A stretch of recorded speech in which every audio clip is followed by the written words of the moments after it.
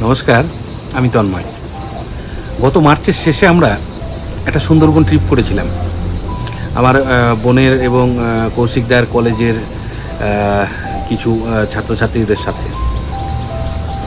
তো সুন্দরবন ট্রিপের নেমে আজকাল যে সমস্তগুলো আমরা দেখতে পাই ট্রাভেল এজেন্সির তরফ থেকে বা সোশ্যাল মিডিয়া বিজ্ঞাপনে, মূলত সেগুলো খাদ্যের বিজ্ঞাপন হয়। কে ইলিশ খাওয়াচ্ছে, কে কাঁকড়া খাওয়াবে, আর কে চিংড়ি মাছ খাওয়াবে।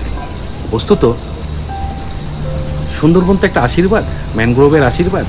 এটা একটা অন্য ধরনের ভূমি বা জমি, যেটা পৃথিবীতে খুব কম দেশের পাশে আছে। এটাকে উপভোগ করতে গেলে ওই কোথায় বাঘ দেখতে পাবো আর কোথায় কি খাবো, তাতে করে কি সুন্দরবনকে ঘোরা দেয় না। আমরা কেমন সুন্দরবন ঘুরলাম, চলুন একটু ঘুরে দেখাই। আমাদের যাত্রাটা শুরু হয়েছিল ক্যানিং থেকে। এইভাবে একটা ট্রেকারে চেপে, এই যে ভিতরে কৌশিকদা।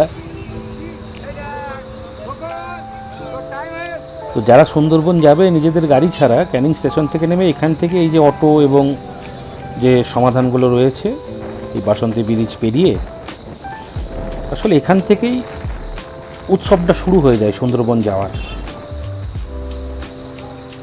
এই যে এইখান থেকে নেমে এই যে আসছে পলাশ, আমাদের যে গোটা ট্যুরটা পরিচালনা করেছিল, সমস্তটাই পলাশের তরফ থেকে। থ্যাঙ্কস টু পলাশ। এই যে চলেছে সোহানা, তার উৎসাহের শেষ নেই। বাবাও আছে, পাপাও আছে। আমার ভাগনা এবং ভাগ্নি দুজনেই পাপা বলে ডাকে, যেহেতু আমার মেয়েরা আমাকে পাপা বলে। এই যে টাইটানিক পোজ দিচ্ছে। তো এখান থেকেই যাবতীয় সুন্দরবন ট্রিপগুলো মূলত শুরু হয় এখন। এটা আমাদের ছোট্ট পরে একটা লঞ্চ, বনানী। আপাতত 3 দিনের জন্য এটাই আমাদের ঠিক হতে চলেছে। রাত্রিটা অবশ্য আমরা একটা রিসর্ট টাইপের, ওই আধা হোটেল আধা রিসর্টে কাটিয়েছিলাম। এইগুলো দেখলে ঠিক স্বদেশ সিনেমার মতো একটা ফিলিংস আসে, দুর্দান্ত লাগে। এই যে দুপারে কাদা, সুন্দরবনের এই যে বাস্তুতন্ত্র, ছোট্ট ছোট্ট নৌকা, শান্ত নদী, নোনা জল, দুপাশে ম্যানগ্রোভ। বেসিক্যালি কুমির পেলাম না বাঘ দেখতে পেলাম, কি যায় আসে। এমন সুন্দর সবুজ দেখলে এমনিতেই তো মন প্রাণ তাজা হয়ে যায়। এমন টলটলে জল দেখে ভুল ভাববেন না যে এটাতে কোনো স্রোত নেই, আসলে স্রোত আছে। একদম মোহনা লাগোয়া তো স্রোতটা কিন্তু এখানে রয়েছে, কিন্তু তারপরেও চোখের এবং প্রাণের শান্তি দুর্দান্ত লাগছে, বা লাগবে। আপনিও যখন আসবেন আপনাকেও লাগবে। এই জায়গাটার নাম সজনেখালি। এখান থেকে ওই পারমিটগুলো দেয়, প্রতিটি লঞ্চকেই আসতে হয়।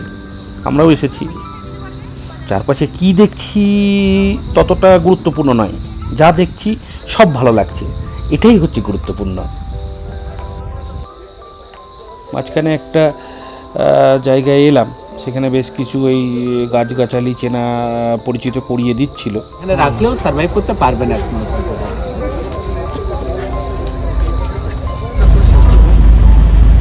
আজকে আমাদের সেকেন্ড ডেতে আমরা পীরখালির জঙ্গলের মাঝখান দিয়ে চলছি। ওদিকে আবার দেখিয়ে দাও বাবা। হ্যাঁ, এগুলো পীরখালির জঙ্গল। হরিণ সকালবেলায় এক আধজন কেউ দেখে দেখে ফেলেছে, বাট আমার চোখে এখনো পড়েনি।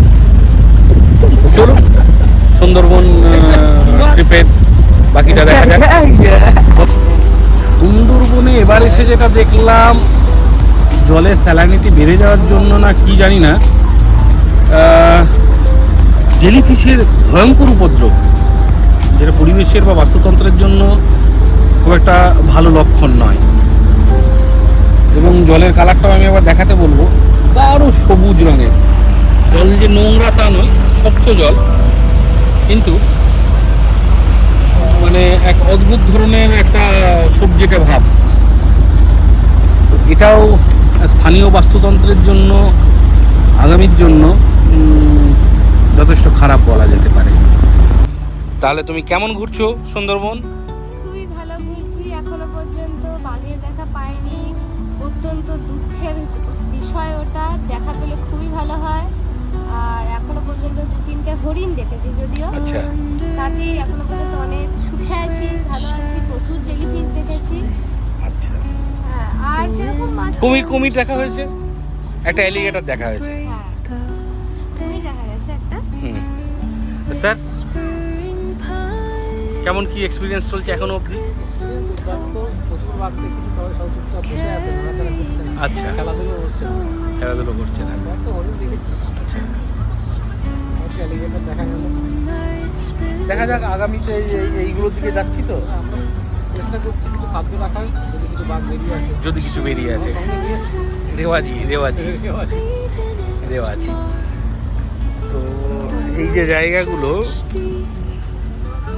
এক অদ্ভুত, সুন্দরবন সত্যিই মানে মুগ্ধ করে দেয়। আগামীতে সুন্দরবন এলে এই রকম দিগন্তহীন জলের মাঝে নিজেকে হারিয়ে ফেলতে আসার জন্য আসুন, প্রকৃতিকে দেখার জন্য আসুন। বাঘ দেখতে পাবেন না হরিণ দেখতে পাবেন ছেড়ে দিন এসব মাথার মগজ থেকে। এই দুর্দান্ত প্রকৃতি এটা কোথায় পাবেন?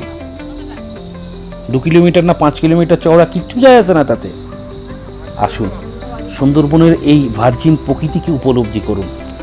প্রকৃতিকে উপলব্ধি করে যদি আমরা ফিরে যেতে পারি বাড়িতে, তবেই তা সার্থকতা। আসুন সুন্দরবনে।